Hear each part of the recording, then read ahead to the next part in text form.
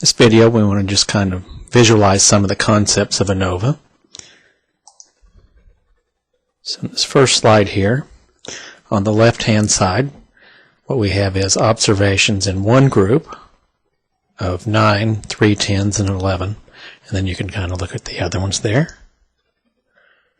So I have 3 different groups, and you can see that those groups have means of 10, 15, and 20. And then this is just how spread out.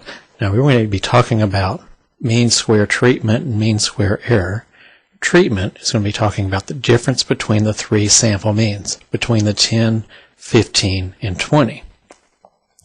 Error, or mean square error, is going to talk about the variation within the groups.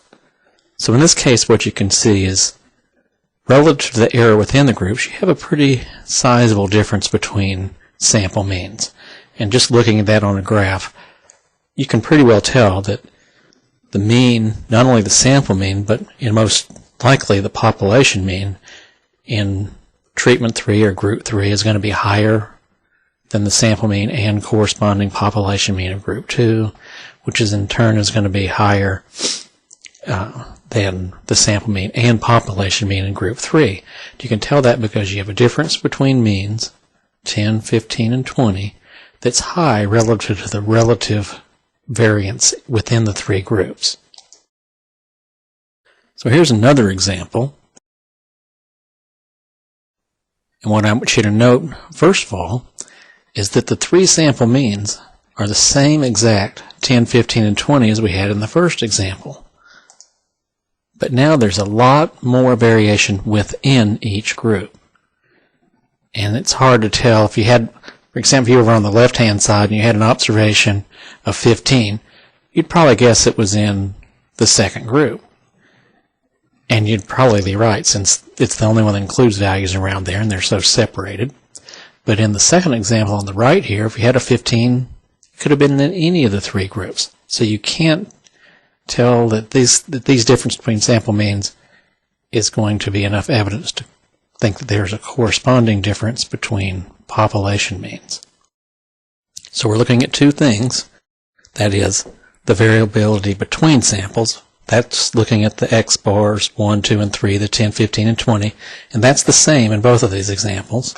And we're going to compare that to the variation within the groups. And that's quite different on the left-hand side, much smaller than it is on the right-hand side.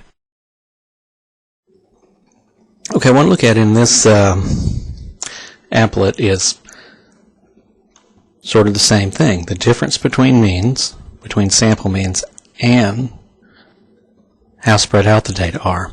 You're going to notice here that they call the error pooled standard error. As you'll see when we get to the calculations, MSE is pooled standard error. It's similar to what we've had with pooled standard error before. It's just the average of 3 variances. So if you look down here at the bottom, you can see that we have an f-test of 3174, and the p-value is less than 0.001. What we have right now is means here, here, and here. And all I'm going to do is I'm going to change not the means. The sample means are going to be the same. I'm going to change the standard error. And you can see that as the data get more spread out, let me come even back a little bit further here. Now our p-value gets larger and larger. Now we're no longer rejecting HO. We have a p-value of 0.1. We have the same sample means as we did to begin with, but the data are more spread out, and it makes it more difficult to see where the difference between sample means is. Again, when we were down with not very much spread, easy to tell which means differ from one another. The larger that variation, that's MSE, mean square error, the larger that gets, the higher and higher p-value gets. Now it's already up to about 0.5.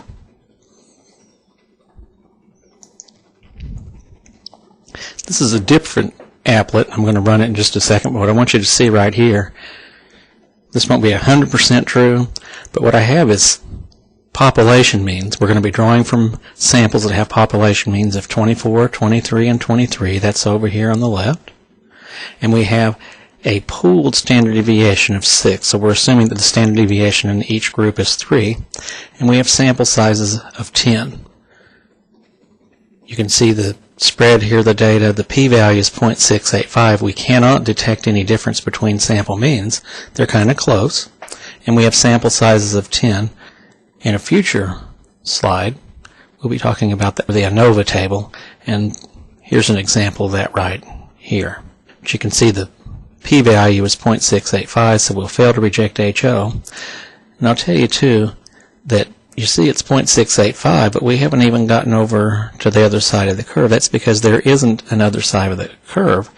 Remember I told you earlier that if you took the t's and squared them, you would get the first column of the F table. So the whole F distribution is one-tailed, and so you just have one side of the thing. So we've actually covered about 70% of it right here. Now I want you to see what happens when the only thing I've changed is the sample size. So before I was showing you what happens when you change the variability. Now what happens when you change the sample size is the p-value goes down. So just like before when we had standard deviation divided by the square root of n, the larger the sample size got, the more likely it was you could reject HO. Same thing here. As sample size gets large, you become more and more likely to reject HO. So there's three things now that affect whether or not you're going to reject HO. The difference between the actual means, how much variability there on the data. So that first one, difference between means, that's MSTR. How much variability, we're going to get at that with mean square error, or MSE, and then also sample size, which is going to affect MSE as well, not just the variation within the groups. So this is the applet that I used to generate those things a minute ago, and now what I'm going to do is I'm going to go back to a population means 24, 23, and 23. I'll go with those sample sizes of 10 first. And I'm going to bump that standard deviation, this is for every group, back up to 6 just so it'll be. And you can experiment with these to see the effect of different things. You can move the means and the variance and the sample sizes. But what I want to get at here is, we've talked about all along that there's sampling error. I'm drawing one sample of size 10. And you can see I've got the box plots over here. And in this case, I fail to reject HO. I'm going to repeat the process. Draw another independent sample or another set of 3 independent samples. A little bit different. A lot different. Really fail to reject HO. And you're going to see here in a minute eventually.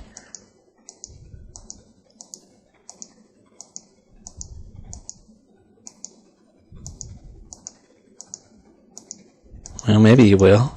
Oh, there was one, I missed it. There was a p-value there that was 0.017. In other words, you would have rejected HO in that case.